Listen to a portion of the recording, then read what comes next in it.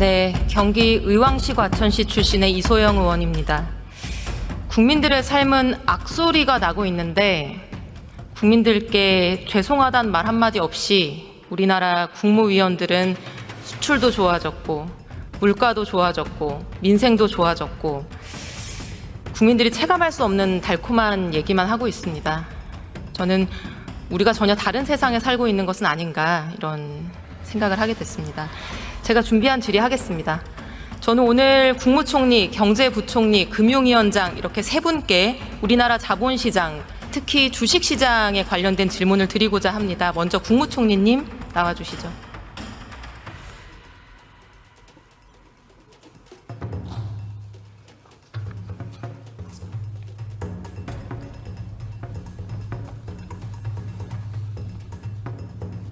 네, 노고가 많으십니다. 안녕하세요.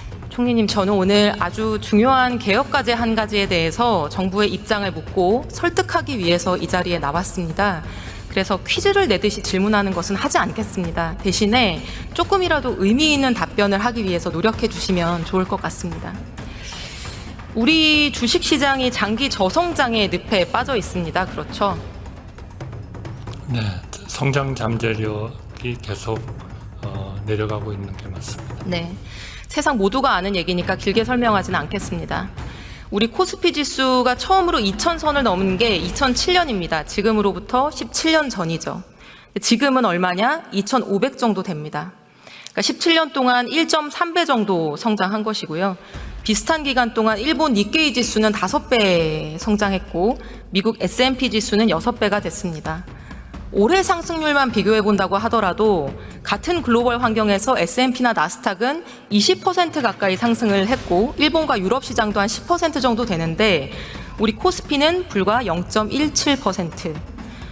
코스닥은 지금 전쟁 중인 팔레스타인보다 수익률이 낮다. 어떻게 이럴 수가 있나. 이런 놀라움의 얘기들이 이어지고 있습니다. 다 알고 계신 내용이죠? 좀 장기적으로 보셔도 그런 팔레스타인보다도 못한 그런 실적을 보이나요?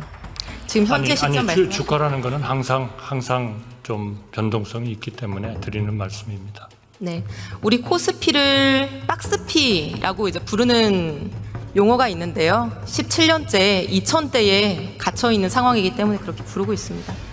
이렇게 우리 증시가 안 좋다 보니까 많은 부작용이 생깁니다.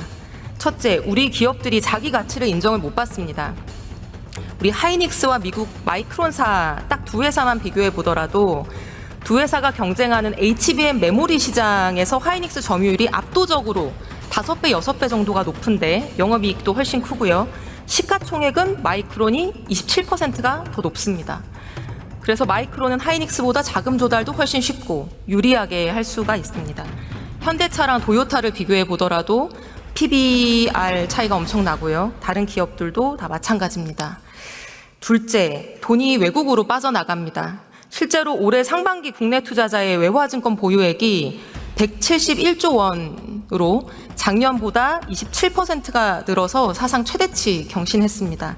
그래서 우리 기업들한테 흘러 들어갔어야 될 돈이 바깥으로 빠져나간 거죠. 경제에 좋은 영향일 리가 없습니다. 세 번째는 국민연금도 덩달아서 가난해지고 있습니다. 우리 국민연금이 14% 정도 160조 원을 국내 주식에 투자하고 있습니다. 근데 지난 3년간 국민연금이 해외 주식에서의 수익률은 12%였는데 국내 주식 수익률은 0.2%에 불과했습니다. 그래서 기금 고갈 우려를 다 같이 하고 있는 상황이고요. 그래서 총리님, 제가 이제 말씀드린 상황들에 대해서 대체로 알고 계실 텐데 우리 주식시장이 이렇게 저평가되는 게 원인이 뭐라고 생각하십니까? 물론 의원님께서 저한테 여쭤보는 이유는 이게 뭔가 구조적인 문제를 좀 얘기해달라 하는 말씀이실 거고요. 최근에 이런 테크 기업에 대한 단기적인 이런 변동성이라든지 또는 지정학적 리스크 이런 것은 아니라고 생각합니다. 좀 더 장기적이고 구조적인 그런 차원에서 우리의 주가가 또 증시가 좀 저평가되고 있는 것은 역시 우리는 과거에 계속 투자 쪽에 역점을 둬왔기 때문에 사실 주주에 대한 환원 이런 차원은 상당히 좀 우선순위가 낮았던 거 아닌가 이렇게 생각합니다. 물론 최근에 좀 기업들의 경향이 좀 달라지고는 있습니다만, 그리고 좀 더 그 소액 주주에 대한 이런 배려, 기업 지배 구조 이런 것들이 좀 그동안에 우리가 크게 그렇게 신경을 많이 못 쓴 그런 부분이다 이런 생각이고요. 아무래도 이제 투자가 이루어지다 보면 결국 그 자본의 한계 효율성은 낮아지게 돼 있기 때문에 중장기적으로 본 그런 수익성 이런 것들이 좀 별로 좋지 않은, 그러니까 말하자면 더 혁신과 이런 걸 통해서 계속 새로운 그런 성장의 동인을 만들어야 되는데 그런 것들이 좀 부족한 것 같다. 그리고 아무래도 우리의 구조적인 문제인 북한, 또 이 지역의 지정학적 리스크, 이거는 역시 뭐 우리가 부인할 수는 없는 거 아닌가 이렇게 생각합니다. 네, 감사합니다. 경제부총리님 잠깐 나와주실 수 있을까요? 같은 질문을 드리겠습니다. 우리 주식시장 저평가 원인 뭐라고 생각하십니까?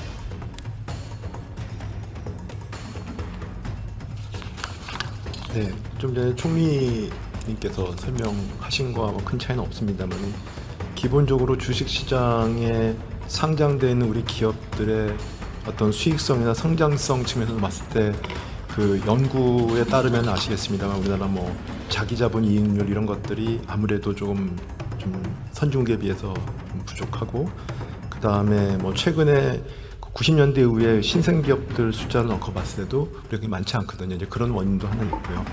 그 다음에 또 아시는 거, 지금 아까 총리님께서 말씀하신 것처럼 우리 기업들의 주주 환원 이런 노력들이 좀 부족한 부분이 있다. 근데 거기에 노력에 부족한 거에는 뭐 그 기업의 어떤 기업 가치 제고를 노력하기 위한 그런 관행이나 문화가 부족하다는 거. 그 다음에 그와 관련된 또 뭐 재학 교육, 또 일부 기업에서는 또 저희 뭐 세금이라든지 이런 부분에 대한 재학 교육도 호소하시는 분들이 계십니다. 그리고 주식시장을 둘러싼 여러 가지 그 제도나 인프라가 뭐 공정성이나 투명성 측면이라든지, 그 다음에 또 수요 기반, 그러니까 우리나라가 이제 부동산 투자에 많이 이제 아무래도 가계 자금이 가 있고 해외 주식 투자 많이 하지 않습니까? 이런 거 관련돼 가지고 국내에도 저희가 인프라와 그다음에 세제와 관련돼서 또 이런 부분에 또 금융 상품적인 측면에서 또 이런 인프라에 좀 부족한 측면도 있지 않을까, 여러 가지 복합적인 요인이라고 생각합니다.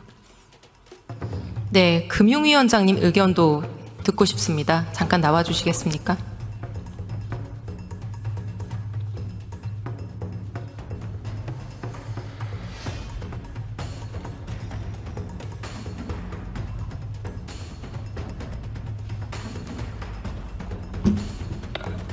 네, 같은. 우리 주식시장의 저평가 원인, 근본적인 이유가 뭐라고 생각하십니까? 이렇게 17년째 장기 저성장의 늪에 빠져 있는 이유요. 앞서 부총리님 말씀드린 것과 거의 같은 맥락입니다만 조금 분류해서 말씀을 드리면, 시장의 구조적인, 그러니까 수요 측면에서 보면은 장기 안정적인 투자 수요가 선진국에 비해서 조금 부족하다 하는 생각이 듭니다. 그 이면에는 우리가 배당이나 이런 걸 통해 가지고 좀 꾸준히 수익을 얻는 구조가 아니고 단기적으로 매매를 통해서 이익을 얻는 그런 시장 구조다 보니까 수요가 안정적으로 가지지 못한다 하는 측면이 있고요. 상장 기업 측면에서 보면 아까 말씀 많이 주셨습니다만, 주주 가치를 생각하는 경영이 그동안 기업들이 아직 완전히 좀 부족하게 있다 하는 측면이 있고, 시장 구조적으로 보면은 여전히 불공정 거래, 그러니까 공정성에 대한 투자자들의 신뢰를 얻지 못하고 있다, 이렇게 크게 나눠서 생각을 하고 있습니다. 네, 감사합니다. 번거롭게 해드려 죄송합니다만 총리님 다시 나와주시면 감사하겠습니다.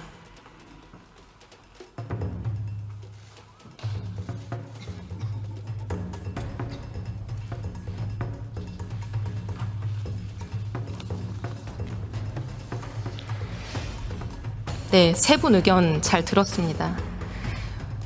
주주환원이 적은 것은 지배주주가 다수주주에게 유리한 주주환원에 대한 의사결정을 하지 않기 때문이겠죠. 오늘 세 분이 말씀 주신 내용에는 다 불공정성이라는 단어가 동일하게 포함되어 있는 것을 제가 들었습니다. 제가 생각하는 원인은 바로 좀 거칠게 얘기하자면 우리 주식시장에 아직도 전 근대적인 신분제도가 남아있기 때문이라고 생각합니다. 조금 더 거칠게 표현해보자면은 내가 월급을 아껴서 어렵게 주식 투자를 하고 있는데 가끔씩 롤렉스 시계를 차고 있는 도둑이 나타나서 내 주식을 빼앗아 가기 때문에 저는 이렇게 보고 있습니다. 총리님, 이게 무슨 의미인지 알고 계십니까?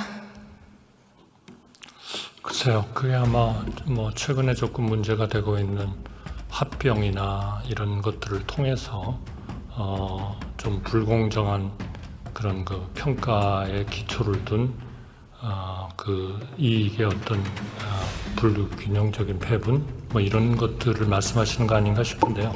저는 오히려 한 가지 말씀드린다면 사실 그동안에 우리 그 주식시장이 이런 저평가 쪽에 원인의 하나로 이런 주주 환원이 좀 부족하다 했었던 거는 사실은 우리가 짧은 기간에 고성장을 했기 때문에 대부분의 회사들의 최고의 가치가 결국 중장기적인 투자 이런 쪽에 굉장히 많은 그 재원을 알로케이션을 했고 오히려 우리 주주들은 좀 참아야 된다 이런 것들이 굉장히 좀 강하지 않았나 싶습니다. 그것이 중장기적으로 그 회사의 발전을 이룩할 수 있다면 그거는 이제 언젠가는 그 보상을 받게 되겠지만 뭐 항상 그러리라는 보장은 없기 때문에 우리 주주들이 일종의 그런 리스크에 좀 직면하고 있는 거 아닌가 싶습니다. 그러나 그러한 성향, 그러니까 투자를 좀 우선적으로 해가지고 특히 이제 오너들이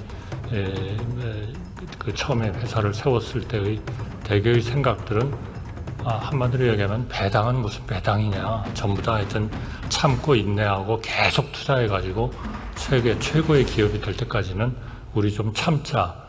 이런 그 리더십이랄까 이런 것들이 많이 작동하지 않았나 싶습니다. 모르겠습니다. 제가 지금 정확히 지적을 한 건지는요. 네. 배당이 적다는 이유만으로 이렇게 외면을 받고 있는 것 같지는 않습니다. 물론. 우리가 모두 1인 1표를 평등하게 가지는 것처럼 같은 주식을 갖고 있으면 동등한 취급을 받아야 되는데 우리는 그렇지가 않습니다. 사례 몇 가지만 보여드리겠습니다. 슬라이드 보여주시면 방금 말씀하신 지금 벌어지고 있는 일입니다. 슬라이드를 띄워주시죠. 두산 밥켓은 영업이익만 1조가 넘는 엄청난 우량 회사입니다. 지금은 두산 에너빌리티 밑에 딸려있는 회사죠. 그런데 두산 오너 일가가 들고 있는 주식회사 두산, 이 지주사는 에너빌리티에 대한 지분은 30%밖에 안 가지고 있습니다.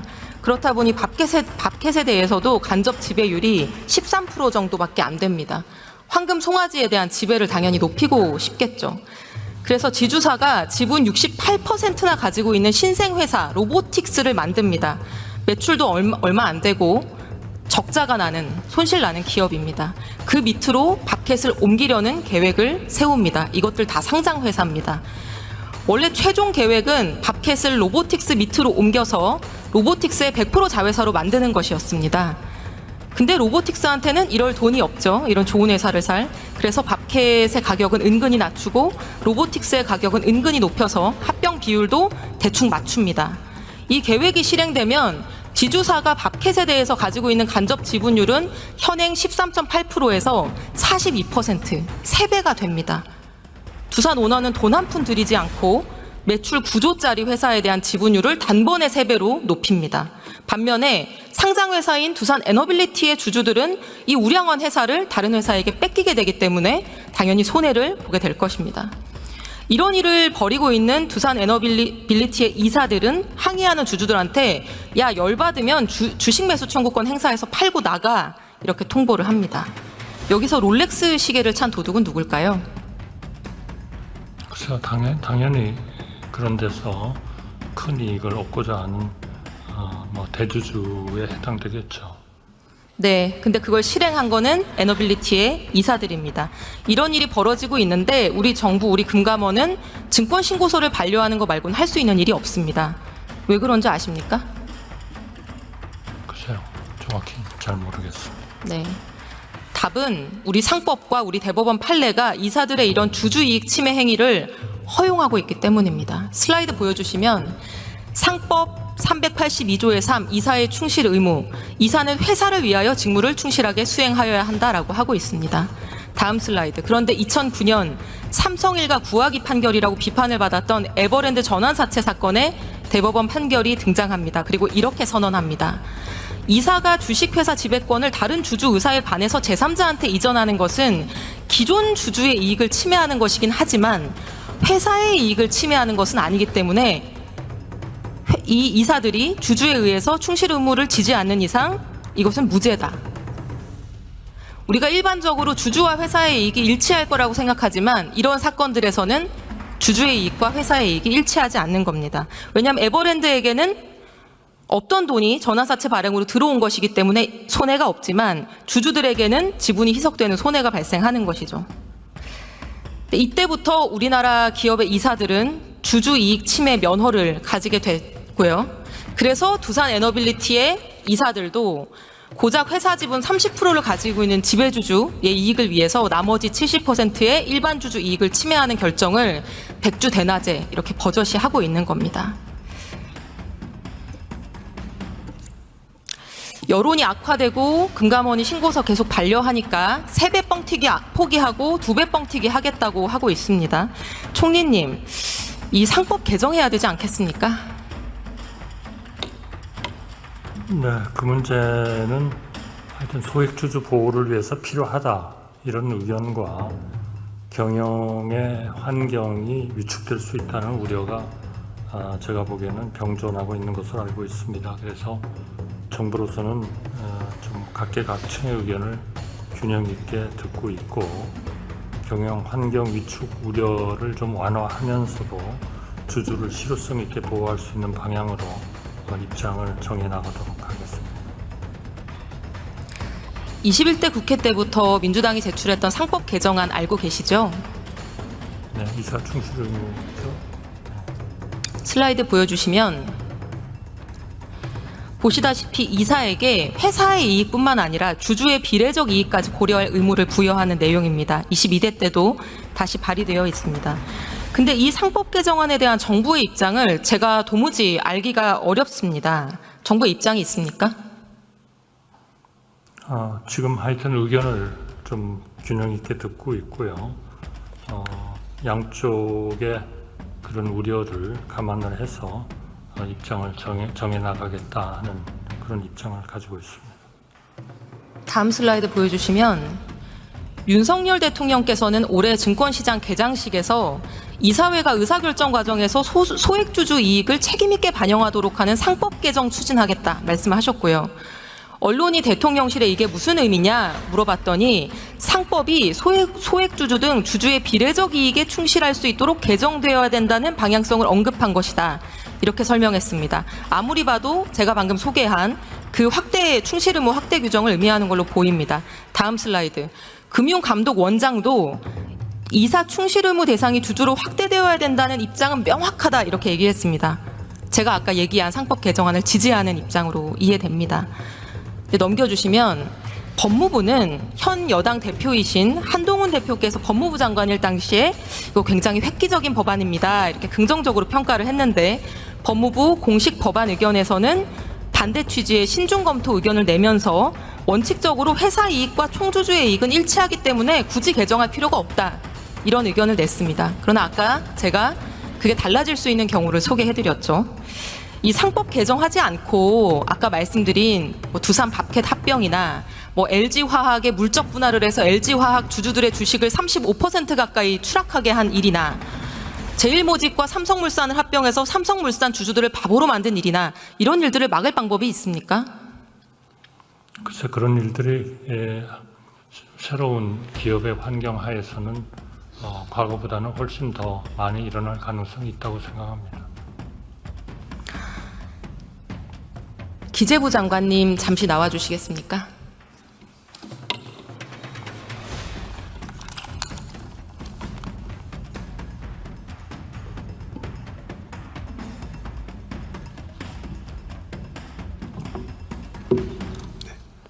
이 상법 개정안에 대한 기재부의 입장은 뭡니까? 그 상법 개정안과 관련해서 아까 의원님 말씀하신 것처럼 의원님 말씀하신 사례, 그 다음에 저희가 죄송합니다. 우리의 그 밸류업과 관련된 부분과 관련돼서 그 기업 지배 구조가 개선돼야 되고 그거에 대한 관련된 그 제도 또 법령들의 개선 필요성이 있다는 건 공감을 하고 있습니다. 다만 방법론에 있어서 뭐 의원님이 제가 알기로는 법률가이시기 때문에 저보다 훨씬 더 많이 아실 수는 있겠습니다만 그 법률가 간에도 또 여러 가지 우리 상법 규정에 대한 해석과 그다음에 나온 판례에 대해서도 이견이 다른 걸로 알고 있습니다. 그래서 관계부처 물론 이거는 법무부가 상법은 담당을 하고 있고 그다음에 자본시장 관계 법령은 또 금융위원회가 하고 있습니다.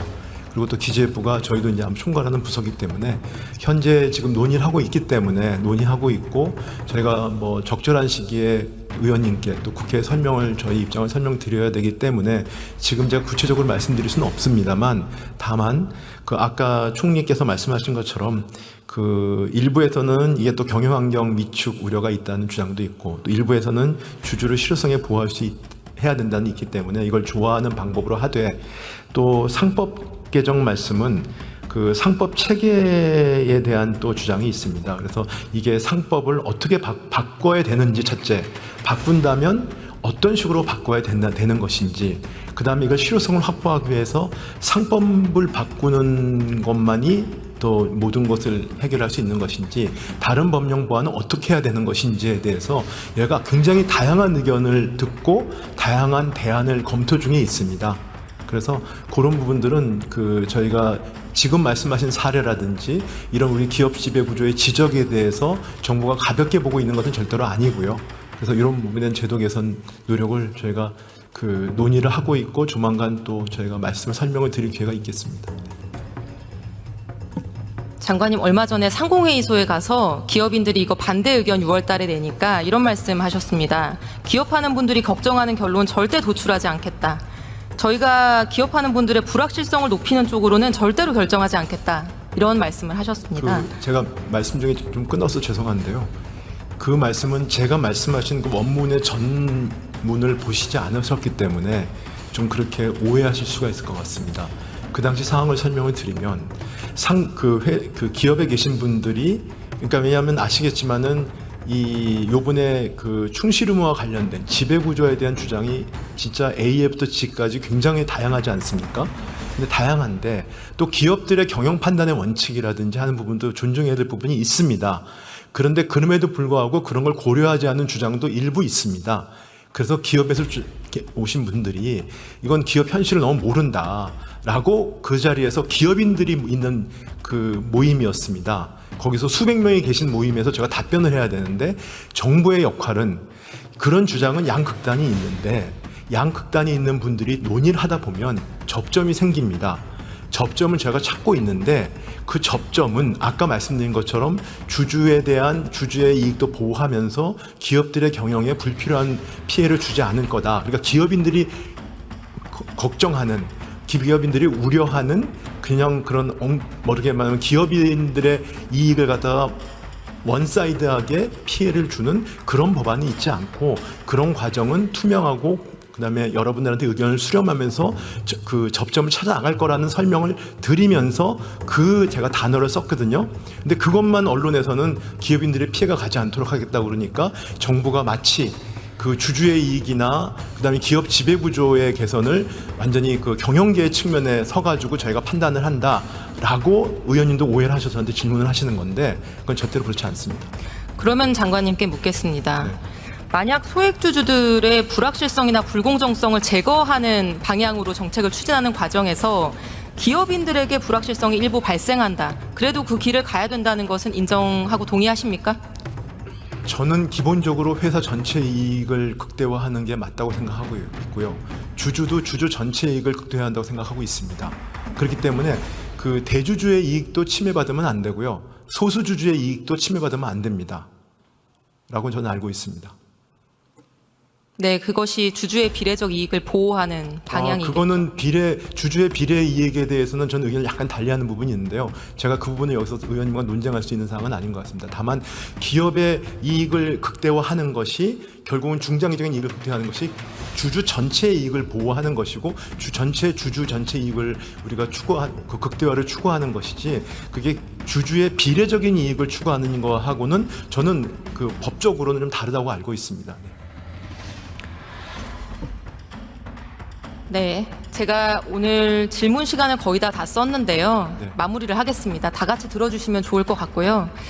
저는 상법 개정해야 된다고 생각합니다. 정부의 입장이 무엇인지는 오늘 제가 적절한 답변을 듣지 못했는데요. 이거 말고는 제대로 된 해결책이 있을 수 없습니다. 근본적인 해법이 이거고 종합적인 해법이 바로 상법 개정입니다. 윤석열 정부가 지금이라도 이 상법 개정에 적극적으로 나선다고 하면은 그것은 정말로 근래 10수년간 중단됐던 경제개혁, 시장개혁에 큰 걸음을 내딛는 것이고 저는 큰 업적이 될 거라고 생각을 합니다. 이 길을 같이 가자고